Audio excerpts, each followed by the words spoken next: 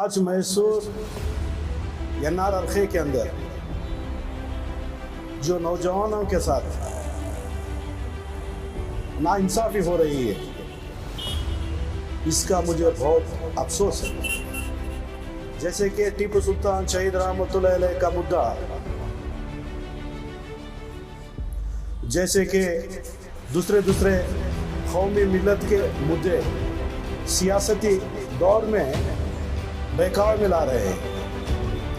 मैं इस हल्के के नौजवान भाइयों के साथ हूँ, चाहे वो किसी भी पार्टी का हो, चाहे वो कांग्रेस का हो, चाहे वो जेडीएस का हो, चाहे वो एसडीपी का हो, चाहे कोई भी हो। इन नौजवान भाइयों की हिफाजत करना, मैं भाई नहीं बल्कि इस नौजवानों का गुलाम बनकर मैं इनकी हिफाजत करूँगा इंशाअल्लाह। इस देश के कानूनी एतबार से, इस देश के कानून के हिसाब से एनआर हल्के के नौजवान भाइयों की मैं गुलाम बनकर इनका काम करूँगा, इनकी रहबरी करूँगा इंशाअल्लाह। अनेक को मानने वाले एक हो गए हैं। आज हम लोगों एक को मानने वाले अनेक हो गए हैं। जब हम एक को मानने वाले एक हो जाएंगे, जब हिंदुस्तान के अंदर नहीं बल्कि पूरी दुनिया में शान हो जाएगी इस देश के मुसलमानों की। शहीद रहमतुल्लाह अलैह टीपू सुल्तान की जो बात है, मूर्ति बनाएंगे, मूर्ति नहीं बनाएंगे, ये इलेक्शन के टाइम पे क्यों ये सब्जेक्ट आ रहा है? आपको किसने कहा था? आपको किसने बताया था? हैदर अली की मूर्ति बनाओ, टीपू सुल्तान की मूर्ति बनाओ, टीपू सुल्तान की जयंती करो, किसने बताया था आपको? मजहब का कौन सा शख्स आपको अर्जी एप्लीकेशन दिया था? क्यों इन लोगों का नाम बीच में खींच के ला रहे हो आप? इसीलिए टीपू सुल्तान शहीद रहमतुल्लाह अलैह की मूर्ति कानूनी एतबार से मैसूर में बनाना चाहिए इंशाअल्लाह। ये बनेगी, चाहे दूसरे सियासतदान बनाए या ना बनाए, इंशाअल्लाह मैं खुद इसकी कोशिश करूँगा। अगर मौका पड़े हाई कोर्ट से सुप्रीम कोर्ट तक इसके बारे में फाइट करूँगा इंशाअल्लाह। कानूनी एतबार से, इंडियन डेमोक्रेसी के हिसाब से, इंडियन लॉ के हिसाब से, मेरी कौम की शान के हिसाब से मैं इंशाअल्लाह टीपू सुल्तान शहीद रहमतुल्लाह अलैह के मैं मूर्ति मैसूर में खड़ा हुआ इंशाअल्लाह।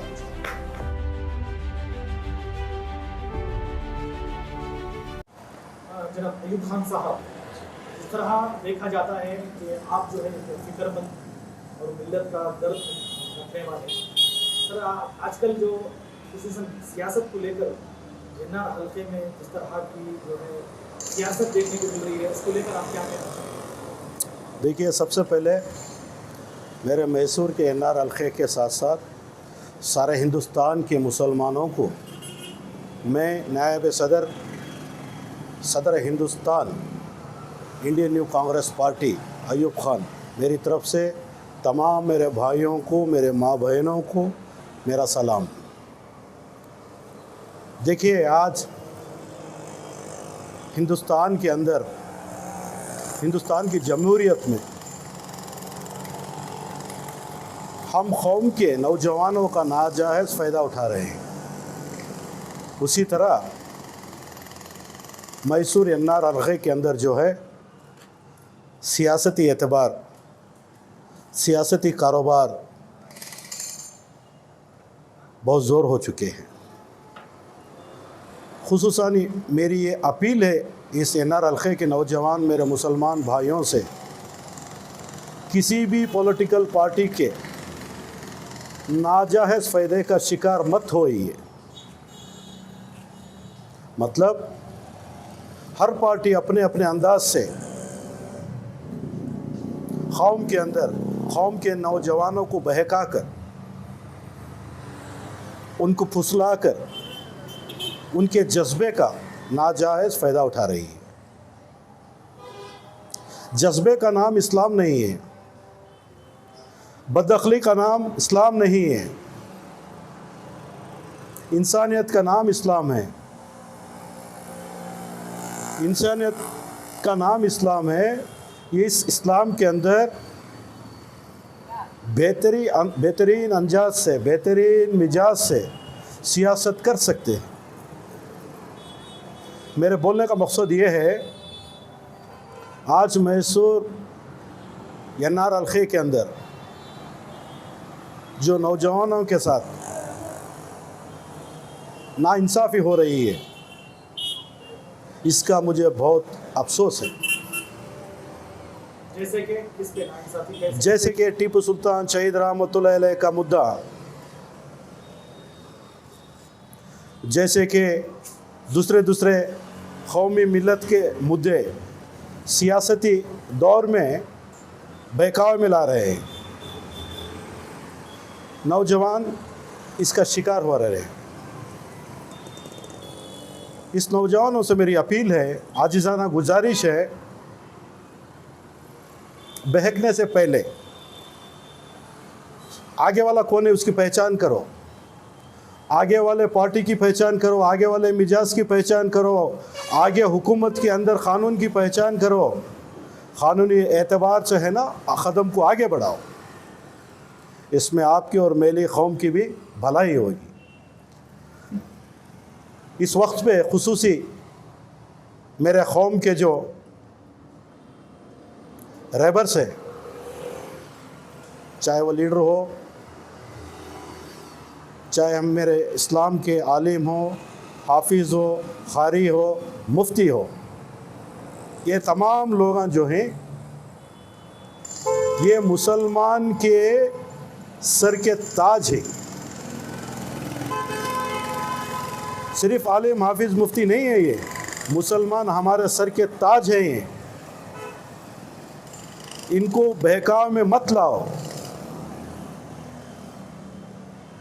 इनको सियासती एतबार कारोबार में मत लाओ।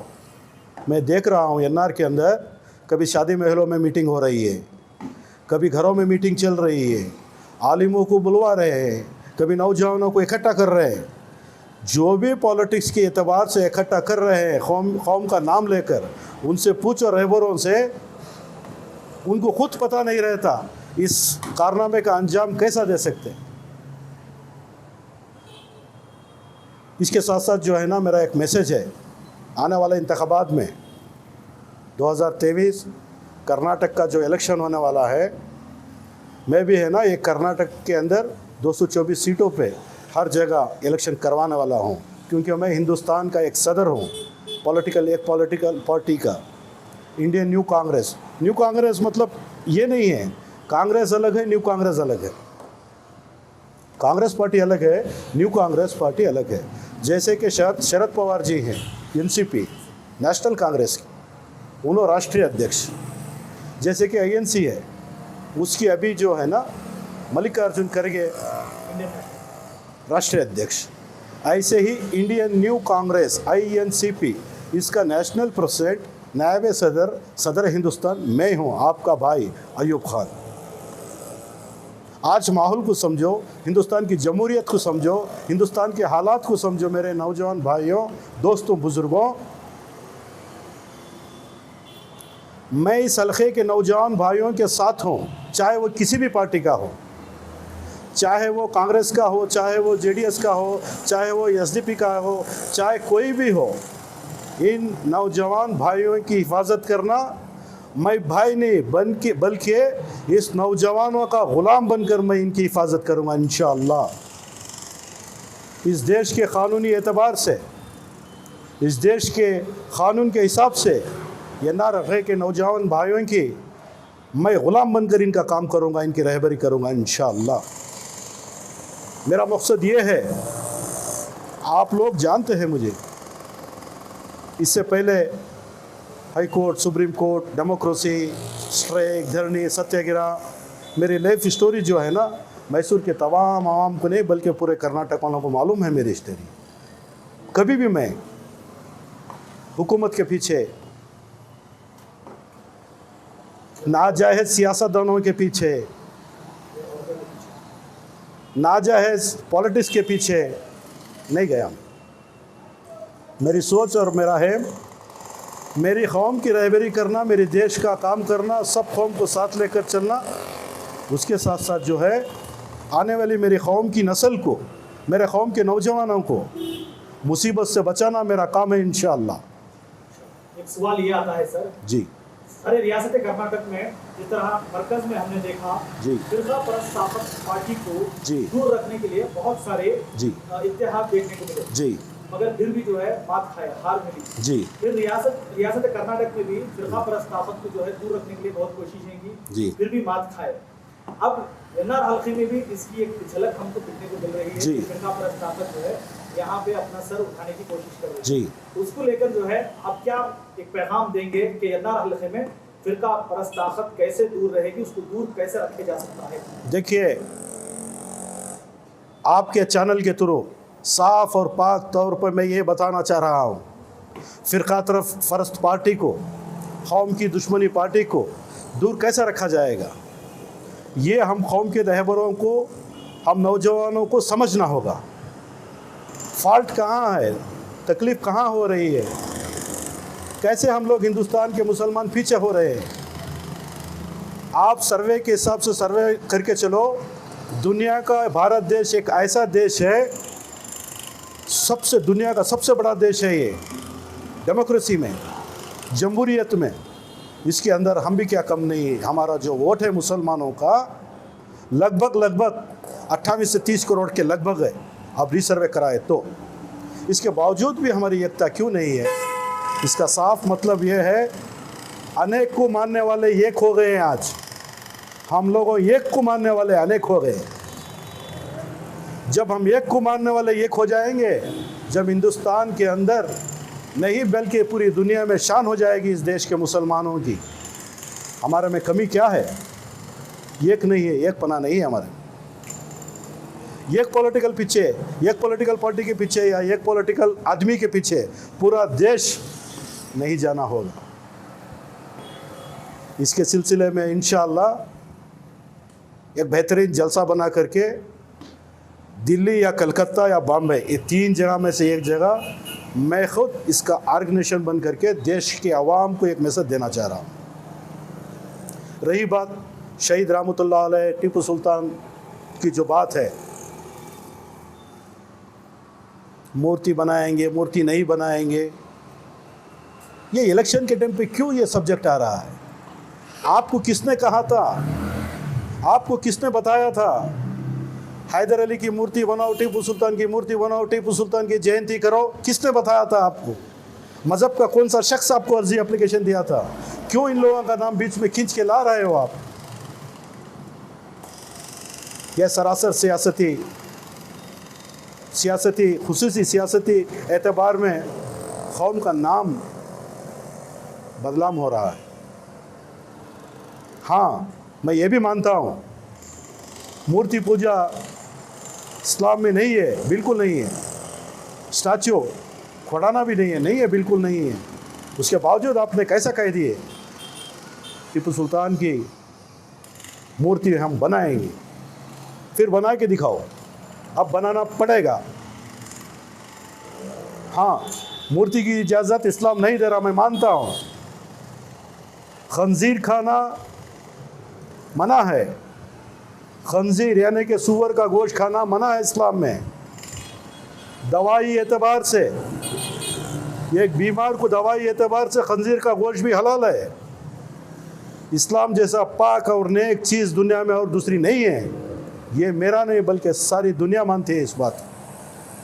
इसीलिए टीपू सुल्तान शहीद रहमतुल्लाह अलैह की मूर्ति क़ानूनी एतबार से मैसूर में बनाना चाहिए। इंशाअल्लाह ये बनेगी, चाहे दूसरे सियासतदान बनाए या ना बनाए। इंशाअल्लाह मैं खुद इसकी कोशिश करूँगा।